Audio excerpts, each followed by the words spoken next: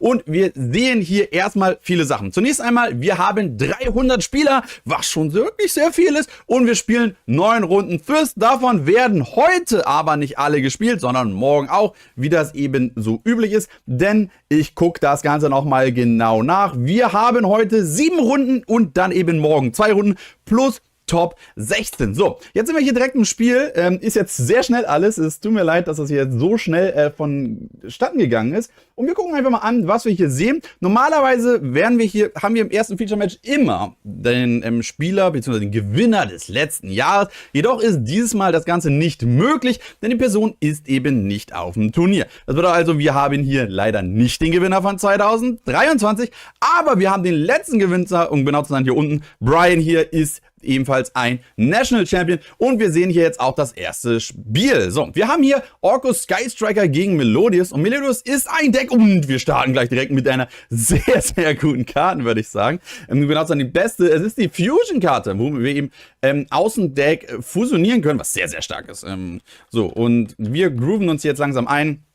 Denn wie gesagt, wir sind jetzt natürlich sehr abrupt gestartet, beziehungsweise sehr spontan hier reingegangen, was aber natürlich kein Hindernis macht eben für uns hier. Und das ist eben die Ostinato, um genau zu sein, eben die Fusionskarte. Wir sehen auf der anderen Seite, Orcust Sky Striker ist jetzt ein Deck, was man jetzt nicht so auf dem Schirm hätte, was man picken würde eben für so ein Event, sondern ja, man hätte sich gedacht, dann nimmt man ein anderes Deck. Aber ja, wir sehen hier, Brian hat hier 2 Karten verdeckt und geben hier ab. So, jetzt sehen wir bereits die erste Karte, um genau zu sein, das neue Fusionsmonster. Um genau zu sein, Bacha, die musikalische Maestra. Entschuldigung, wenn ich es natürlich nicht perfekt ausgesprochen habe, aber es ist eben ein neues Monster, eben aus dem neuen Set, um genau zu sein. Eben. Just to get familiar with those Melodious cards as well. We fused into Bacha, which is another one of the new cards for the deck, and Bacha just needs 2 Melodious monsters. We used the refrain, and now we are just going into the effect of Bacha. And I mean, Melodious is actually a really, really interesting deck for this weekend overall, because Melodious just can work as a pure deck, as Dennis is bringing it here, but it can also technically just work as an engine within basically any kind of deck, because the activation of Ostinato, contrarian to Branded Fusion, doesn't lock you into any extra deck mechanics for the rest of the turn. There are other parts of the deck which do lock you. For example, First Move in Solo, which is also a very old but very good card for the deck. But the Ostinato, as I said, doesn't. So you could just go for your Melodious stuff in theory and then follow it up with whatever you like, be it Snake Eyes, be it Voiceless Voice. You can create a field of Link monsters before, for example, a free somewhat free Appaloosa, and then follow things through. And we get to resolve the effect of Bacha here. Also, let me just quickly fix you the life points of Dennis, because Dennis, nice of Brian to do that, but Dennis now has 10,000 life points due to a double Upstart Goblin being activated. And Brian cannot even stop reading Bacha. He cannot believe how powerful this card is, because not only does it search a monster, but also it gets to special summon out now another monster. Pretty impressive start here right away for Dennis. And Brian has his graveyard loaded up with spell cards, and therefore is able not only to activate the Widow Anchor to negate the opponent's monster, but also to take control of it. Which now is maybe an issue for him too, though, because if there is another Widow Anchor, he would not be able to activate that second copy of Widow Anchor anymore, as he now controls a monster. But let's see whether that is even a problem for him, as Dennis is still continuing to summon out monsters. He doesn't stop here just yet.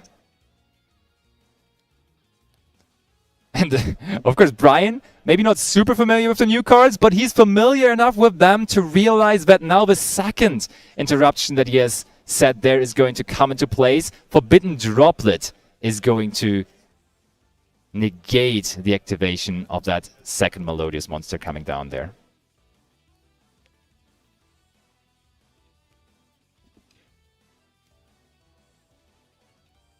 And now Dennis going through the graveyard.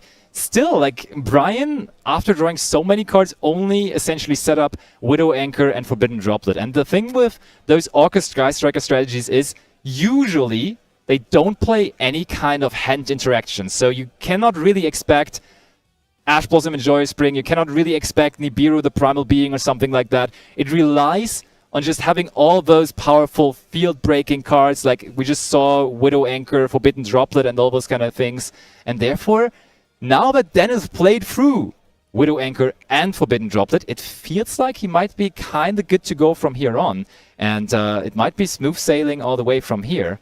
But let's not be too quick. Let's see how he executes this. Let's see whether he can set up a field that maybe is able to OTK this turn, maybe to go for game in this turn, end it quickly, end it right here. Because let me tell you, if Brian gets another turn, he is probably in a decent position to recover. I could see him, because like this deck is very much known to have a lot of resources. I can tell you that. This deck is very, very good with resources overall. And we have resources in the graveyard, which we don't really have that many of here at the moment. Like just spell cards, which is good for the striker part of the deck. But the Orcust part of the deck just really didn't get going last turn. So maybe if he gets another turn, he can also get that engine going then, which would be very, very helpful for him. And very needed too, because let's face it, that was not the start that he was looking for at all. He was trying to set up a lot, but he got to do very, very little there on the opening turn. So yeah, the Chopina was negated, as we saw. That was the first monster the Widow Anchor was used on, and then that card was basically also used to negate the Soprano. With the Melodious cards, of course, you may notice that they all are named after famous musicians. There was Bacha, the new extra deck card, named after Bach.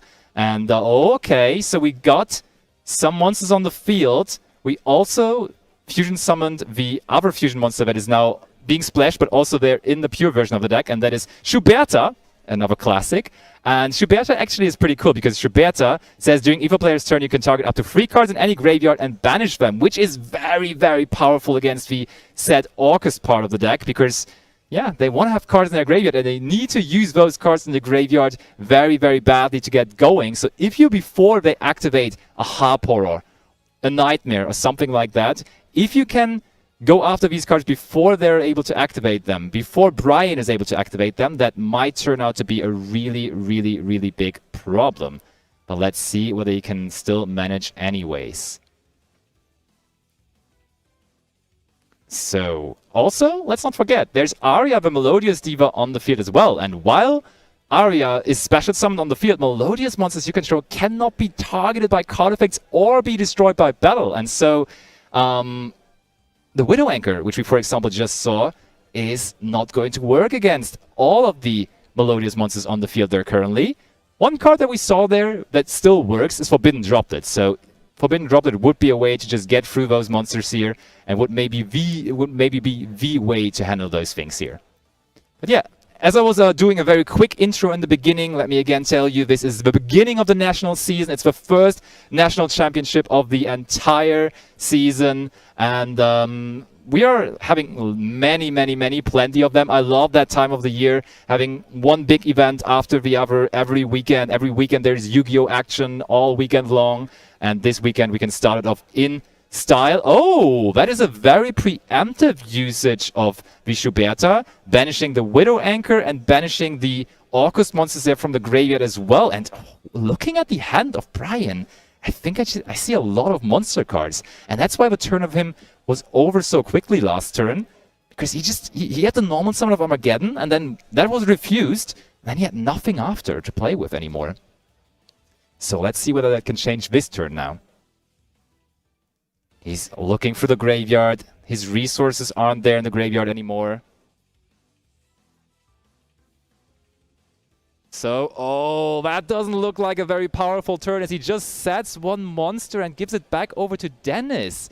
And Dennis, with the new cards from Legacy of Destruction, with all the momentum right now, is going into his turn and now shows, which he didn't really even do that much last turn, that also there's pendulum cards in his deck that can be activated into the pendulum scales as well. Like, they have useful pendulum effects, as we just see him activating the Kublai there. And this says you can only pendulum summon light monsters.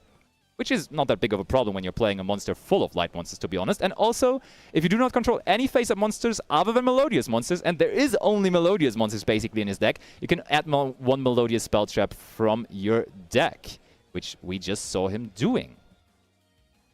So that is now another fusion summon.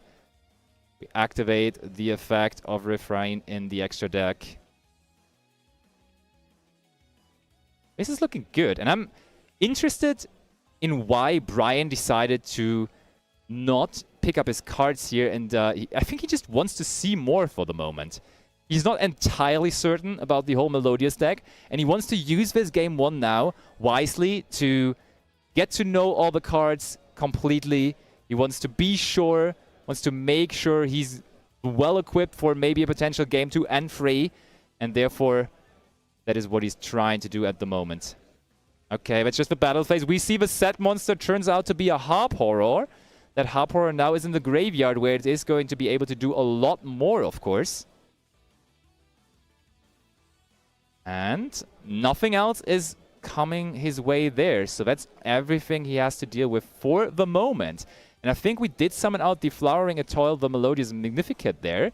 And that one is also kind of a good card, because it also is an interruption on the opponent's turn, saying as a quick effect you can banish until the end phase any number of Melodious monsters you control, and then you can return up to that many face-up cards your opponent controls to the hand as well. Which, I mean, is definitely quite strong. Brian drawing a card for turn. Is it going to be one that he can use? Because, as I said, cards like Widow Anchor and stuff, they just don't really do a whole lot against a Melodious deck that has Aria on the field, but now at least there is the Harp Horror in the graveyard. Harp Horror recently being bumped up on the Forbidden and Limited list, now able to play more copies of it again. Brian shuffling through the 3 cards in his hand. Is he going to be able to do something with it? Thinking, almost summoning it, but not quite yet. And then is sitting there calm as always, having Aria on the field. Okay, that's the normal summon of Girsu now. That's a very powerful normal summon that in 2019 you didn't really have, but now you have access to this card, which is a huge bump to the strategy. And on the summon of that, we can just send one Orcust card from our deck to the graveyard. And it looks like we're considering to send Orcust Nightmare or the Skeleton. He doesn't really know which one just yet, but that did look like a Skeleton to me. Okay, for now that's fine, Dennis says.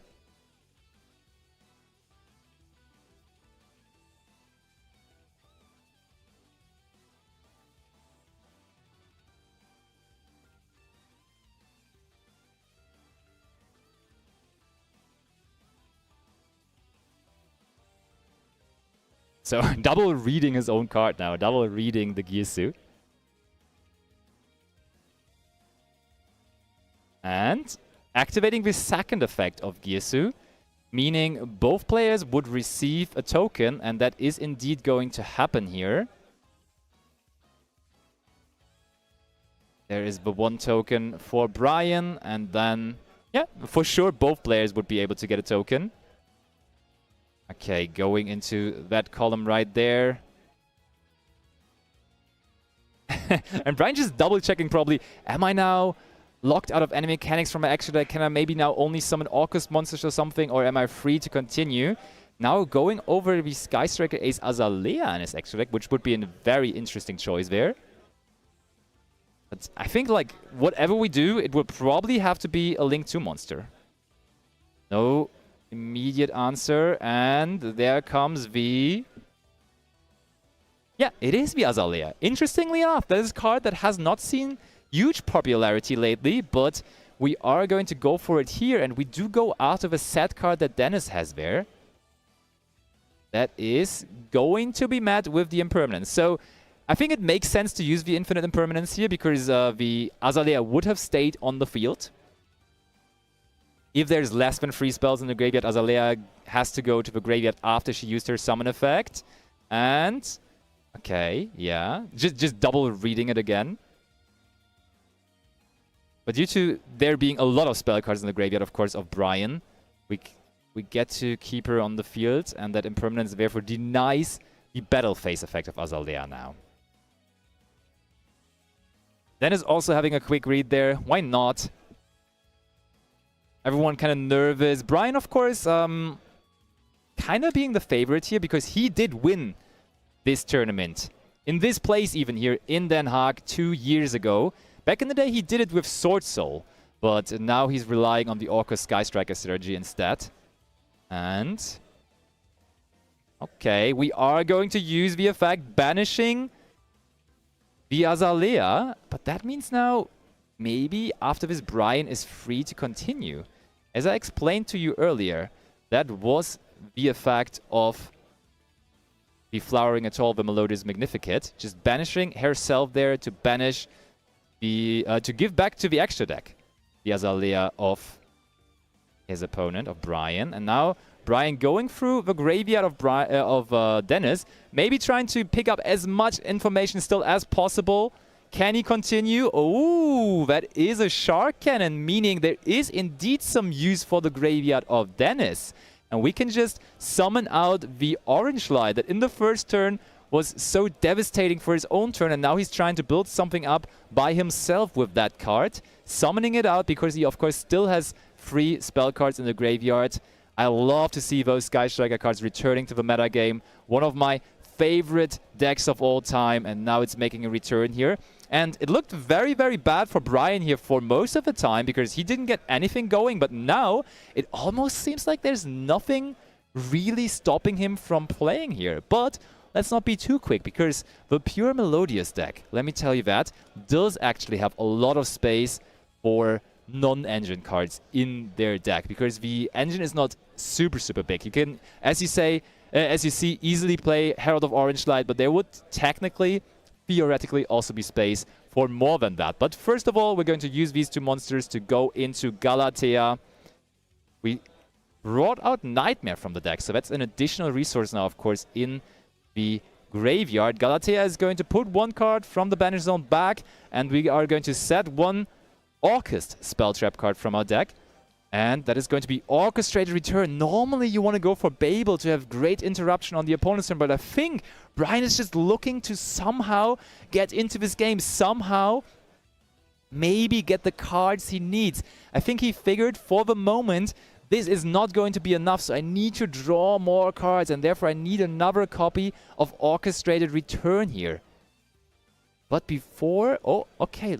Oh, we even have a card to discard from the hand, though, so we don't have to give up the Galatea from field. We're going to send Harper from the hand, draw 2 more cards. I mean, it's kind of snowballing here, honestly. Like, Brian is getting more and more cards. He has his graveyard set up more and more. Dennis already used the bounce effect of his monsters, so I think he's... I mean, for like on the field, he's out of interruptions. Still, of course, the protection effect of Arias is there, but besides that, of Aria rather, she's not a labyrinth monster. Yeah, overall, this, even though it looked very, very bad, and we just set a monster 1 turn, and we passed the first turn with no monsters, now might be the turn where Brian actually gets stuff going.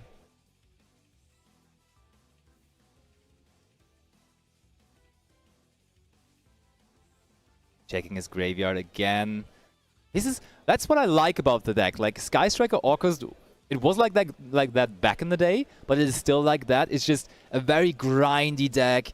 It's not a very big combo deck where you set up a huge field even though you draw a lot of cards. You're just trying to grind the opponent out. You have set up in the graveyard like basically every turn, recycling your stuff through Galatea, through other cards as well.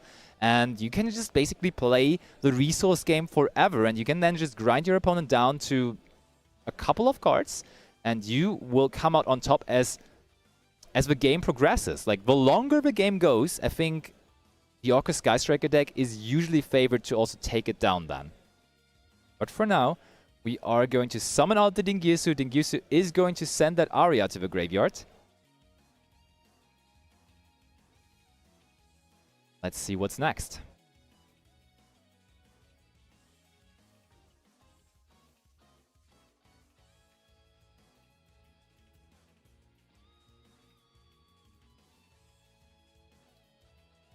Is there anything else? I mean, for now, honestly, it looks really, really, really good. I think everyone will agree that this is a pretty decent start here overall for him. After having 2 turns of basically doing nothing, there's now a Harp Horror back on the field as well. Yeah, you can see by Dennis' facial expression, he would be happier if he would have just ended it last turn, if he would have had the power to push through on that first turn that he got there. Or it was even his second turn, where he only faced 1 set monster, but he couldn't capitalize. He did deal a little bit of damage, but it wasn't necessarily the greatest. So we just go into the battle phase, we get rid of the token that was summoned by the Girsu, and now we even get to attack for some damage with the Dingirsu. The Girsu, one of those unusual Exceed monsters that has a special way of summoning itself. Like, it's similar to, for example, Zeus. It's similar to the new Typhon, of course, which was the most recent addition to that set, I would say, mechanic. You can just actually summon it out on top of an Orcust Link monster. So that Galatea that was there previously now is the material of the Dingirsu, and then on the summon of that, you can even use the powerful effect of Dingirsu to either send 1 card on the field to the graveyard or attach 1 Orcust card from the banish zone, and we did send 1 card in that case. But now it goes over to Dennis again, and yes, that monster had to be banished to bounce the Azalea back to the extra deck, but in the end phase it does return, and that's so strong because now he starts off his turn fresh again with a very big monster on the field, and I'm pretty sure he's ready to rumble again. That Flowering Atoll has 2,800 attack points, so theoretically it would already be big enough to take care of that Dingirsu there, but Dingirsu also, additionally to that summon effect, has the ability to protect destruction for once. Oh yeah, and it looks like we're going to do that. That was only the battle phase. Dennis doesn't really get more stuff going here. The 1 Widow Anchor, the 1 Forbidden Droplet that Brian used early in the match, actually enough to kinda do it for him. Ooh, so I think Dennis might have forgotten about the protection effect of Dingirsu, because we attacked the Dingirsu, then Brian was protecting, and then after that, Dennis used the effect to banish the monster and put the Dingirsu back to the extra deck. But that did not really harm Brian too much. I think now, with another turn on his hands, Brian might be able to just get complete control of this game. Because Dennis just still has that one Flowering Atoll on the field. And it's not so much. Like, could be overcome here, quite honestly. So, there comes Skeleton. And Skeleton is going to use its graveyard effect, banishing itself, to summon back out an Orcust monster from the graveyard. Just bring back the Galatea that went to the graveyard because it was the material of Dingirsu. And yeah, Dennis wastes no time. He's like, I'm going to get rid of that again. And there is Forbidden Chalice now. We do not only run the Forbidden Droplet, but also the Forbidden Chalice. And therefore, that is not going to happen. We're just not going to get any cards back to the extra deck or back to the hand here at all, and therefore Brian can just continue use the effect of that Galatea to now not having the need to draw more cards anymore, but rather being able to activate that orchestrated Babel to the field. Rather set it first, but I'm pretty sure we're going to activate it soon after. There it is. There's the activation of the card too, and that now, in case you're not familiar with that card, means every Orcust effect from here on is going to be a quick effect. And that is so powerful because you are now able to just use a Harp Horror on your opponent's turn. You're even allowed to use a Galatea on your opponent's turn. And that can create some very, very powerful interruptions. And it makes it even harder for Dennis now to have a say in this game, I would say. Brian, out of nowhere, coming back into this game. And I love it. I love that Orcust Sky Striker is back on the map. And yeah, that Dingirsu now is back into the extra deck again, as it was put back into that last turn by Dennis, and we can summon it out freshly again. Here it comes. Sending it to the graveyard. Oh, and was Brian aware of the graveyard effect here, though? Did he realize that there is a graveyard effect for Etoile as well? Because if this face-up fusion summon card in its owner's control leaves the field because of an opponent's card, you can special summon one Melodious monster from your deck, or extra deck. So we are even able to access the extra deck through that. The only question I would have, though, is it at this point still considered to be fusion summoned even? Because it returned through its own effect, but that is called by the grave there from Brian. So the 2 draws that we got last turn off of the orchestrated return, maybe like one of them was either the chalice or the called by the grave, but that is huge because we deny that graveyard effect there, and that is just stopped Dennis in his tracks here. Looks like we're entering the battle phase. Dengirsu attacking. Connecting for some damage here. There is the Harporo also attacking. And Girsu, last but not least, also putting in some damage. And is that going to be enough maybe to even seal the deal? Not yet, but we can still use the effect of Nightmare. And Nightmare is not only going to send the card, but he's also going to boost the attack there of a monster. I think that was Brian's way of trying to go for game here, putting the life points of Dennis down to 0, but that was denied by Dennis. He held that orange light in hand very, very long, and he now had to use it on the Nightmare, because otherwise I believe the game would have been over. Still, the situation for Dennis doesn't look incredibly good here. So Brian cannot end it here, but he still has a lot of monsters on the field. He has Babel now set up on the field, being able to interact with his opponent as well with Orcust Quick Effect. He still has a main phase 2 where he can summon out Link monsters as well, because he's by no means locked into anything but Dark monsters. And Dark monsters, there's plenty in his extra deck, I can tell you that. We see SP Little Knight, one of the options in his extra deck. After a very, very long and grindy game, it's still not over. Also, of course, putting that Dingirsu into the graveyard could create a nice interaction with Skeleton. And okay, we just link up these 2 monsters, go into IP Masquerena. Dennis activating now the effect of his monster in the scale. So there is some momentum to be gained here again, because I think we just searched Ostinato there, but did look like Ostinato to me at the very least.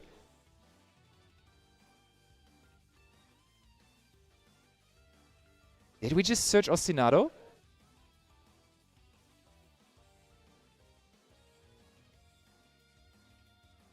Oh, Pot of Prosperity being used next. All right. So, Dennis, it's crazy how both of these games, both of these decks so far have been kind of slow in what they did, but they're still absolutely present and around here in this game. And there we see it. There is Effect Veilers, there's Impermanences, there's Ash Blossoms. So theoretically, Dennis has plenty of ways to interrupt Brian's turn, but he just didn't have access to any of them there. And I mean, now those are obviously not going to help him. We picked out the First Movement Solo, though, and First Movement Solo might be something that helps him a lot here instead, because First Movement Solo can just special summon out 1 Melodious monster from the deck. And there it is, summoning out another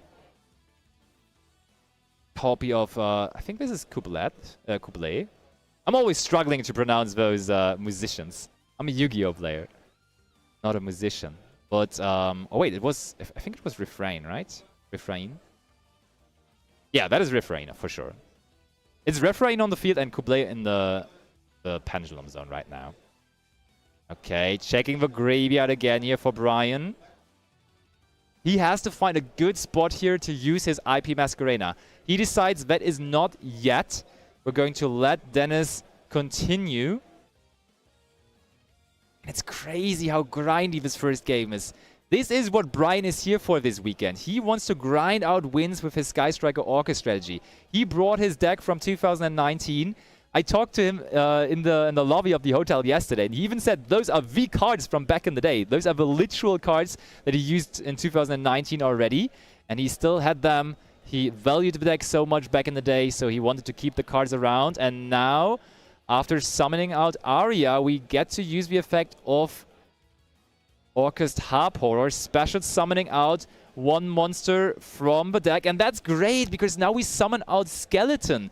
And Skeleton will probably be used together with the IP Masquerena as a link material into something else, but that will bring the Skeleton then into the graveyard, where it can bring out the Dingirsu again, but not just yet. That is for now just theory, and Dennis is first of all allowed to continue, and he's going to use is the fusion spell of the deck, Melodious Concerto. And the funny thing about Melodious Concerto is you can actually use Pendulum Zones as fusion materials for the fusion summon of the monster that you're going to bring out. And that is indeed what he's going to do here. And afterwards, the Pendulum Scales are just going to activate itself again, which is pretty crazy. So we before had 1 Pendulum Scale and no fusion monsters, and now we traded that for 2 Pendulum Scales and a fusion monster in our extra monster zone as well.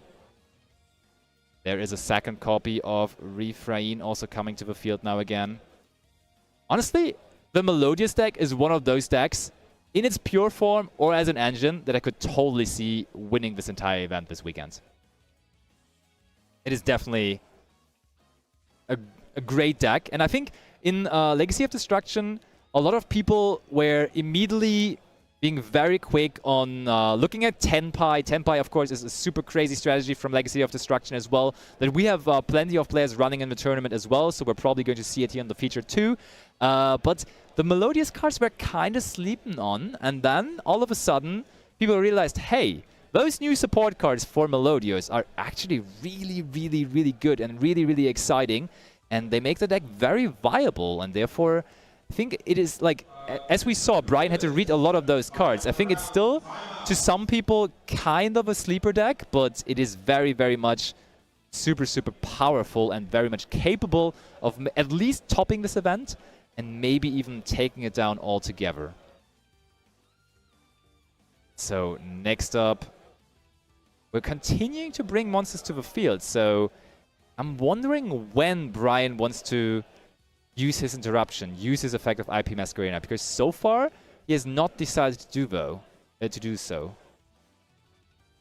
Okay, but now it's time. We go for the summon of Longyesu. Look at that, and the good thing with Longyesu is now, due to the Orchestrated Babel being on the field, able to use its effect on the opponent's turn. And that is so powerful because it actually can send cards it points to the graveyard, and immediately that is what Brian is going to do. That is going to... Yeah? Is he going to?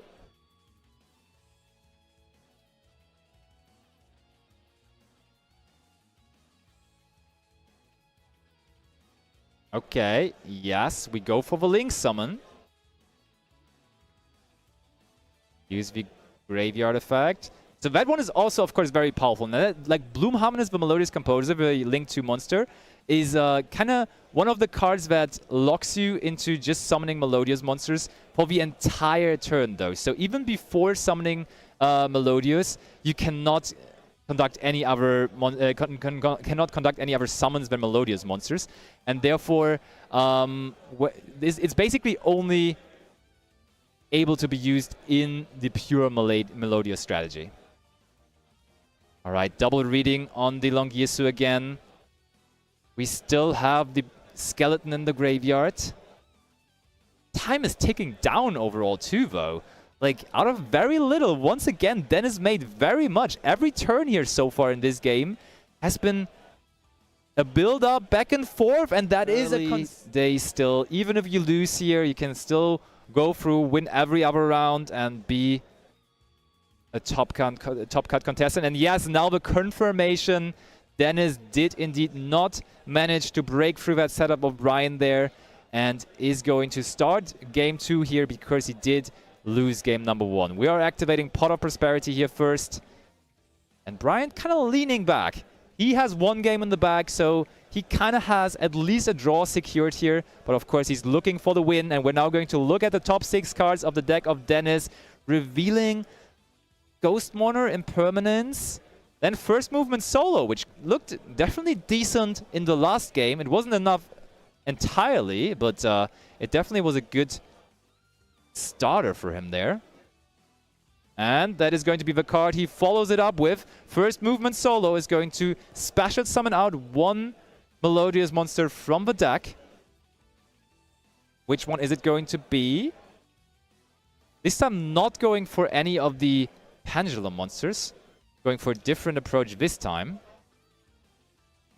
And that, of course, was one copy of Aria right away. And Aria, it's kind of telling when you summon out Aria first, because that means all of his other monsters are going to be protected now. Aria is special summoned on the field, so the special summoned Melodious monsters will be protected. We now get to summon Rifrain. We are activating also the Melodious Concerto. The Concerto is ready to put some fusion monsters onto the field, and we did summon out the big fusion monster there into the extra monster zone. But so far, Brian seems unimpressed, honestly. He doesn't care just yet. He's like, all right, keep on going, keep on going. So this was, of course, Baja again. Baja additionally now says the activated effects of your Melodious fusion monsters cannot be negated, which of course is a very, very strong addition to the already applying effect of Aria, saying that Melodious monsters you control cannot be targeted by card effects. So that is definitely quite the setup he already has there. But one card that is so problematic to the deck, one card that we saw in game number 1 already interrupting him, is Forbidden Droplet. And I think if Brian has another copy of Forbidden Droplet here in this game number 2, this could be his way of still breaking through the field that Dennis currently is setting up. So we are summoning back. We are bringing out all of those monsters. There is still the Aria on the field, but it now is also joined by Chopina, the Melodious Maestra. And that seems like it's it. All right, 2 Pendulum Scales. We have a set card in our back row.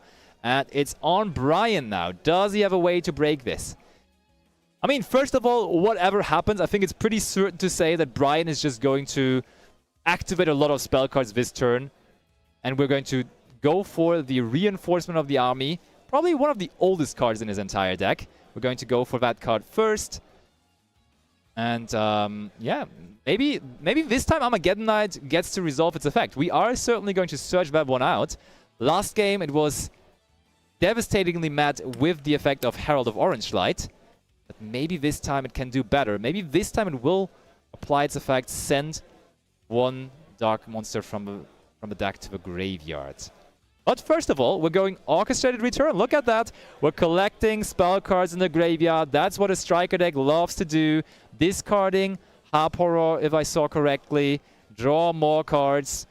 Now with 2 spell cards in the graveyard. And I think I see an Engage in his hand. So he needs one more to also get off the additional effect of Sky Striker Mobilize Engage to draw an extra card there. Okay, what's next? Okay, oh, we have to activate the Engage already, meaning we will not be able to draw an additional card through it. That is kind of a bummer, not gonna lie. But apparently none of the other spell cards in the hand of Brian were able to activate. We are searching for Hornet Drones, activating the Hornet Drones now as well. So if we get to, in the end, summon out Kagari here to add back the Engage, that then would be a way to at least have the second activation of Engage be one with an additional draw. But Dennis is saying not so quickly. We are going to use now our effect, banishing the Chopina to also get rid of the token there on the field. So this time, interestingly enough, deciding not to banish the monster itself. Last game, we saw him always banishing the Etoile, the Melodious Magnificate, but this time he doesn't do that. And normal summon Armageddon Knight follows. That is met with Herald of the Orange Light again. Uh-oh, that was bad news for him first game. Is it still going to be bad news for him this game as well? And please note, Aria does not only protect from targeting, it also says the Melodious monsters cannot be destroyed by battle, which is a huge addition there. We now go Harp Horror though, special summoning out one Orcust monster from the deck. Dennis used the Orange Light. Dennis used the effect to put that Sky Striker token back away from the field. And right away, the impermanent is now also going to be used. So Dennis, just with very little time on the clock, trying to activate his interruptions as quickly as possible. But there is triple tactic talents by Brian. And yes, you cannot target those Melodious monsters, but yes, you can instead just take control of them with triple tactic talents, as that does not target. We're going to use both of these monsters now. Going to link summon into Galatea.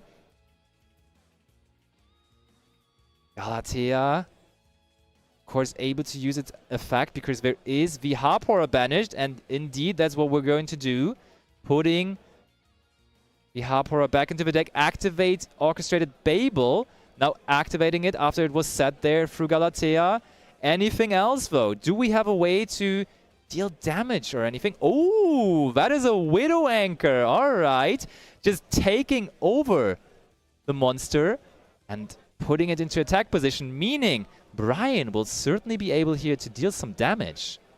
I mean, probably a card that he does not have to fear here is going to be Nibiru. Nibiru is usually a card you want to side out against Orcust.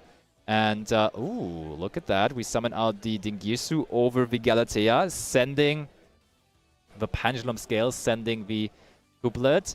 Going into the battle phase, attacking with both monsters here, leaving a big gap in terms of life points between the life points of Brian and the life points of Dennis.